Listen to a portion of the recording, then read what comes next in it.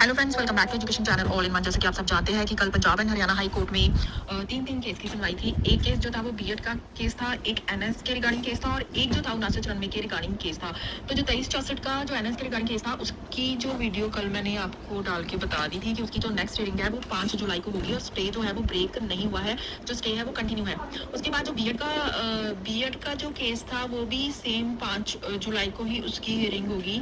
तो लास्ट जो 5994 का केस है, 5994 का जो भी केस है उसके बारे में मैं आपको बता दूं कि उसकी जो नेक्स्ट डेट पड़ी है वो है 15 जुलाई। तो कल जो हियरिंग हुई थी उसमें यही बोला गया कि जो सिलेबस है जिन्होंने केस लगाया है, ये जिस पार्टी ने, उनके द्वारा ये बोला गया कि सिलेबस सेम है, सिलेबस में कोई चेंज नहीं किया गया है। लेकिन जो डिपार्टमेंट की तरफ से जो भी वकील थे उनका बोलना था कि जो सिलेबस है वो सेम नहीं है, बहुत सारे राइटर जो है बीच में से कट कर दिए गए हैं, तो सिलेबस जो है सेम नहीं है, बहुत चेंज है सिलेबस में।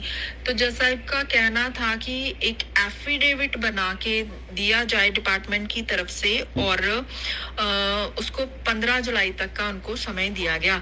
तो जो नेक्स्ट हियरिंग है 15 जुलाई को होगी और 15 जुलाई को डिपार्टमेंट को एक एफिडेविट बना के देना है जिसमें ये लिखना है कि जो सिलेबस है वो सेम नहीं है, सिलेबस बहुत चेंज कर दिया गया है। तो उस 5994 का जो एग्जाम है आप सभी जानते हैं कि 28 जुलाई को होने वाला है। तो एग्जाम होगा या नहीं, अब ये जो है वो 15 जुलाई को आपको क्लियर हो जाएगा, क्योंकि 15 जुलाई नेक्स्ट डेट है।